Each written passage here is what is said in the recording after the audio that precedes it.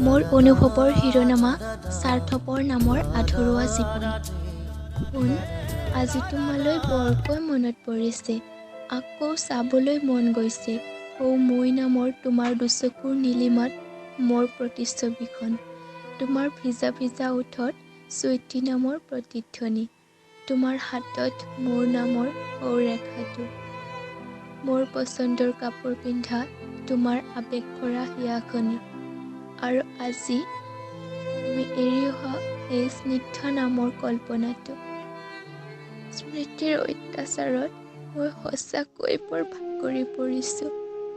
এবাৰতো ঘূৰি চোৱা, মোৰ ৰক্তবৰণীয়া চকুলো মাথো তোমাৰ নামতেই নিগৰে। মই ভাবিছিলোঁ মোৰ আধাচাৰী জীৱনৰ ৰহস্য কেৱল তুমিয়েই বুজিব পাৰিবা। মোৰ মৌন ওঠৰ মিচিকীয়া হাঁহিৰ মাজত লুকাই থকা কষ্টৰ পৰিসীমা অকল তুমিয়েই বুজিব পাৰিবা।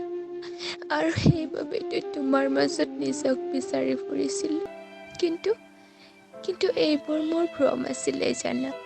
মোক কোনেও বুজি নাপালে, আনকি তুমিও এবাৰ বুজিবলৈ চেষ্টা নকৰিলা। জানানে শুন, তোমাক ভাল পোৱাৰ মাজত মোৰ কোনো স্বাৰ্থ নাছিলে। কিন্তু এই পৃথিৱীৰ চকুত মই এজনী নিস্বাৰ্থ নামে পৰিচিত আছিলোঁ, কাৰণ তুমিয়েই আছিলা মোৰ সুখৰ সন্ধান। সেইবাবেইতো মোৰ জীৱনৰ পৰা স্বাৰ্থপৰ নামটো মুচি দিব গৈ সুখ নামটো চিৰদিনৰ বাবে মুচি দিলোঁ।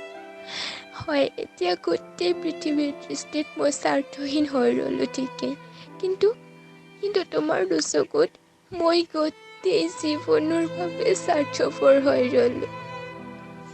জানানে, আজিও মোৰ জীৱনৰ প্ৰতিটো পুৱা তোমাৰ নামতে আৰম্ভ হয়।